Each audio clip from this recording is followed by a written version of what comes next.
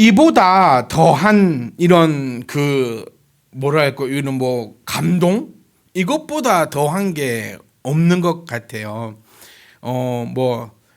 이 하나님께서 지금 이렇게 우리에게 말씀을 하시거든요. 내가 너에게 장가를 들어서 영원히 살겠다. 그러니까 이제 제가 늘 말씀드린 것처럼 이제 우리 정도 수준이 되면 이제 한글을 읽으려고 노력하는 게 아니라 한 단어 한 단어를 곱씹어야 합니다. 그리고 특히 이 시간에는 우리가 제목 설교가 아니라 강해 설교이기 때문에 이 단어의 의미를 또 봐야 하는데 이 줄을 착착 그어봐야 돼요. 누가? 내가. 그러니까 하나님이 내게. 이 내게는 1차적으로는요. 아시죠? 2차적으로는 이렇게 내게 뭐를 하겠다? 장가를 들겠는데 또 여기까지만 또 끝나는 것이 아니라 영원히 살겠다 이렇게 표현을 해주고 있습니다. 이게 제가 이 고백을 해봤어요. 그러니까 생각을 해봤을 때 어떻게 하면 이게 우리에게 와닿을까 이런 생각을 해봤는데 이렇게 생각해봅시다. 나에게 딸이 있다고 생각을 해보세요. 그러니까 진짜 딸 하지 말고요. 그냥 가짜로 딸이 있다고 생각. 그러니까 예원이를 이렇게 하지 말고 지우리를 하지 말고 또 가짜로 딸 한 명 있어요. 그 딸이요. 진짜 뭐라 표현할까? 아주 엉망진창이에요. 그 딸이 완전 엉망진창이야. 다 엉망진창이야. 막 말로 표현할 수 없을 정도로 막 다 엉망진창이에요. 막 진짜 완전 엉망진창이야. 요점을 강조를 해드립니다. 엉망진창인데 이 애가요. 근데 우리 예로 한번 들어보면은 재벌 3세를 물어온 거예요. 그런데 이 딸이 애고를 하는 게 아니라 이 재벌 3세 왜 표정들이 너무 좋은 것 같아.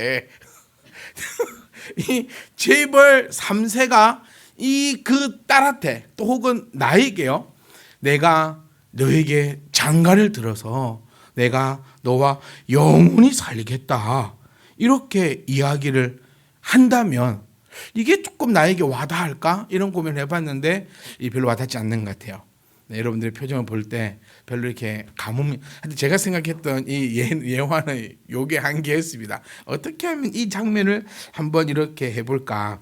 그런데 여기에 또 장가를 든다라는 단어를 한번 살펴보면요. 아라스라는 단어로 쓰여져 있는데 이 여러분 강해는 어쩔 수 없습니다. 단어를 좀 살펴가야 돼요. 이 아라스라는 단어에 상당히 조금 논란이 많은 부분 중에 하나입니다.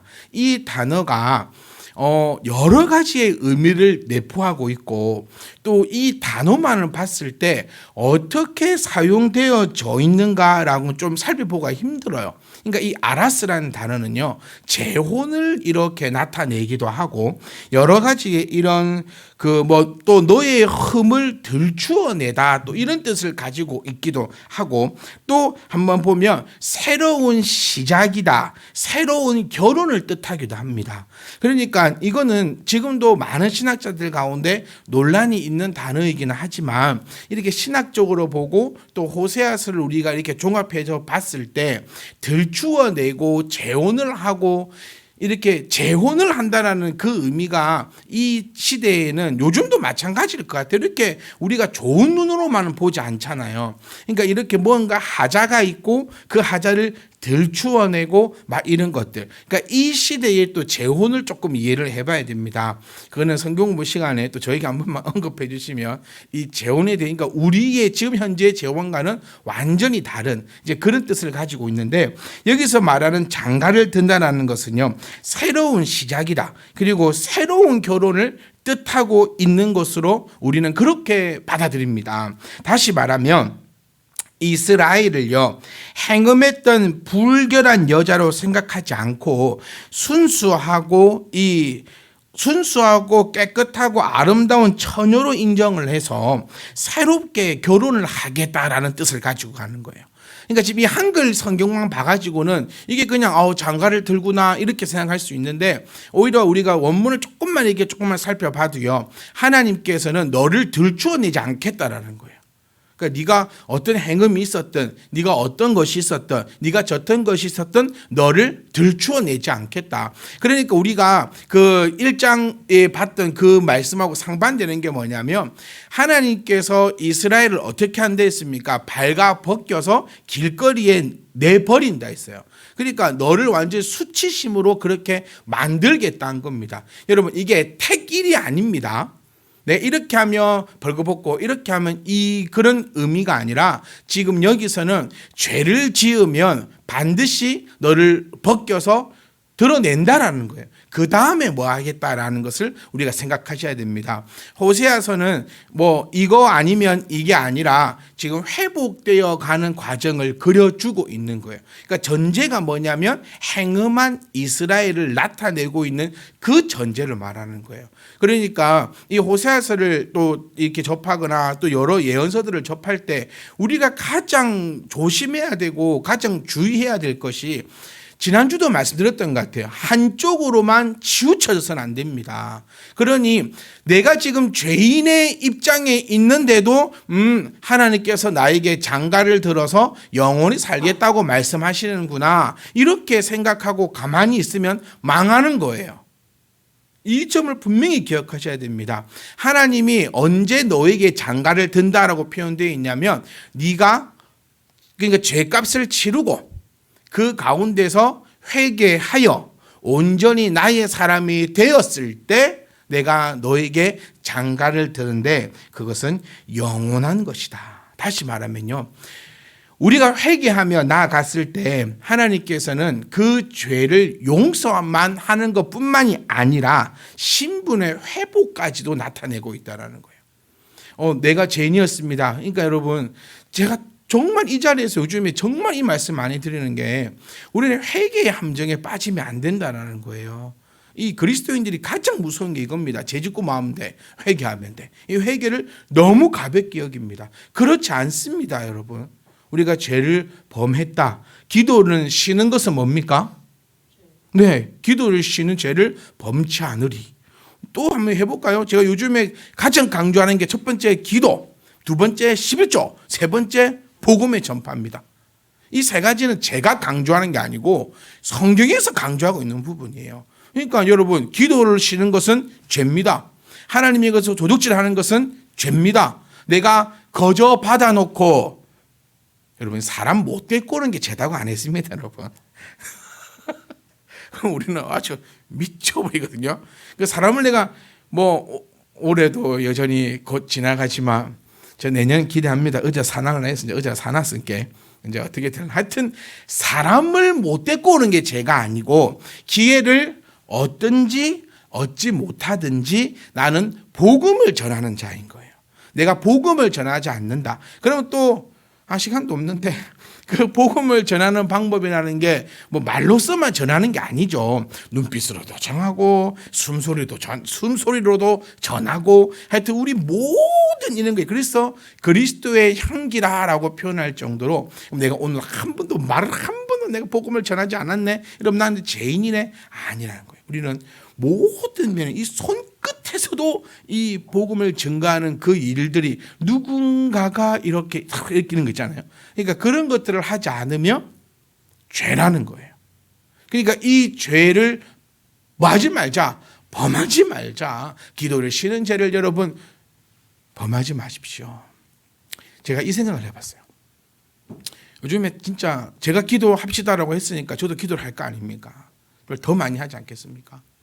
그럼 과연 하나님이 받으시는 기도는 또 뭘까? 또 어떻게 기도해야 되는 걸까?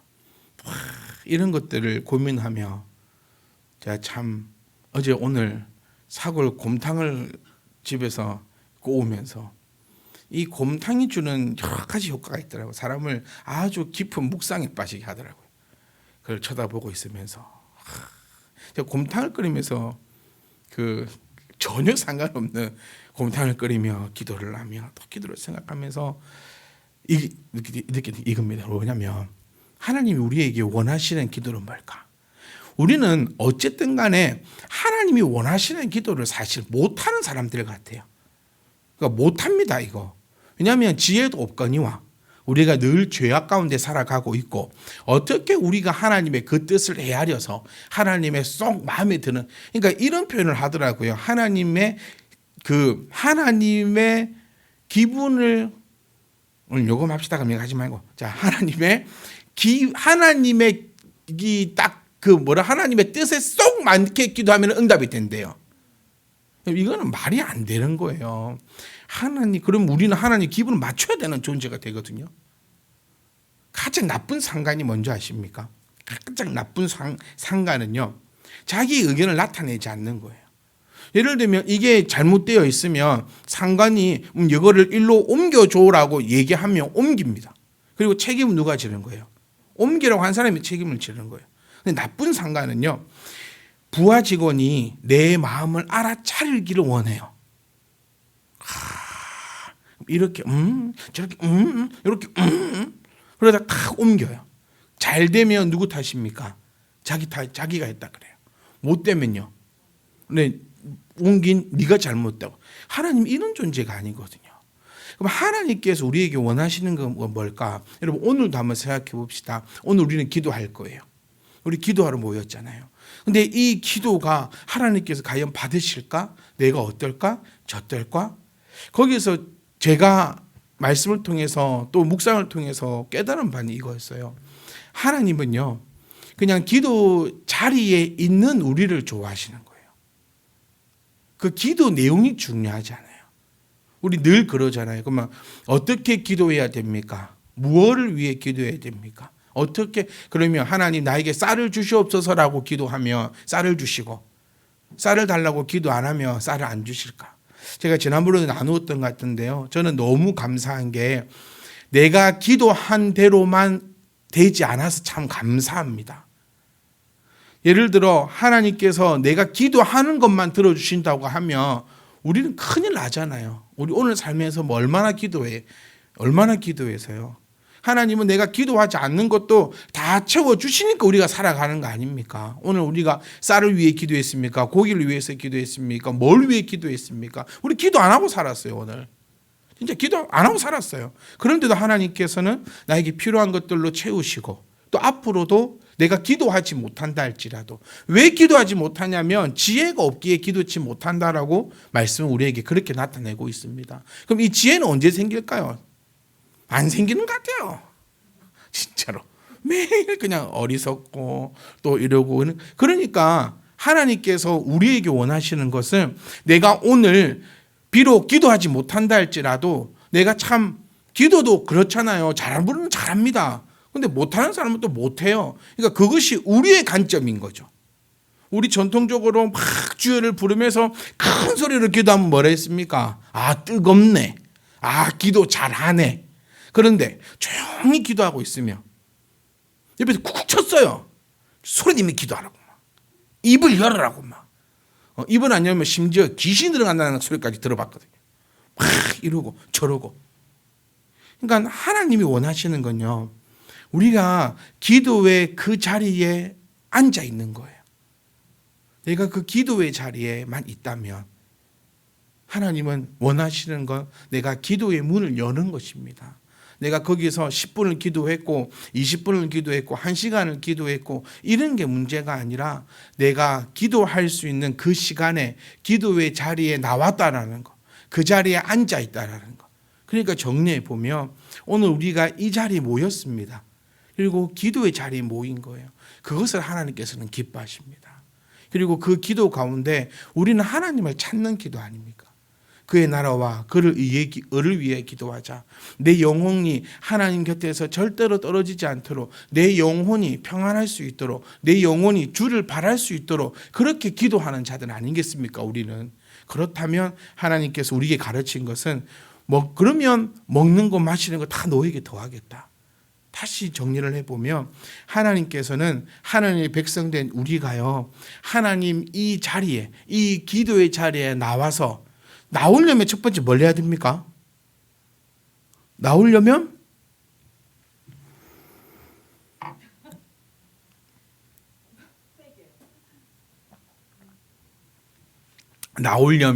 기억을 해야죠.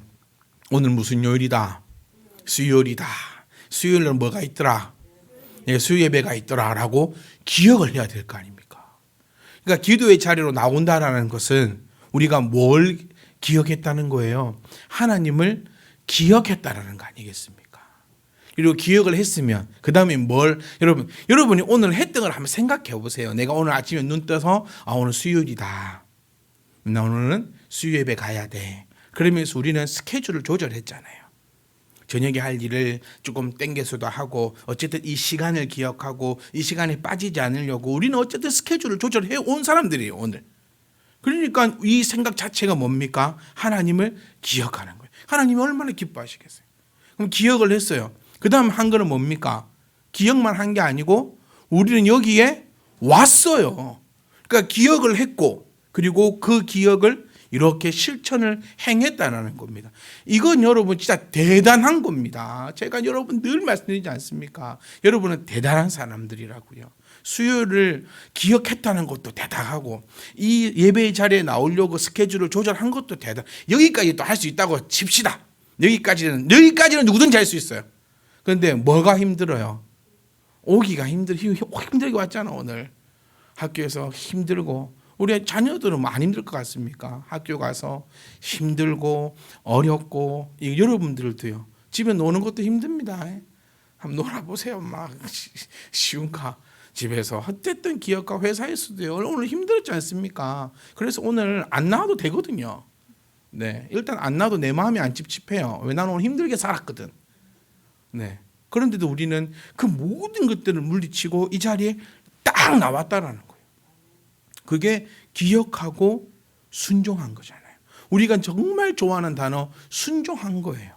기억했고 순종했고. 그럼 기도 시간에 우리는 또 나왔으니 하나님께 간절히 기도할 겁니다. 그게 비록 어리석다.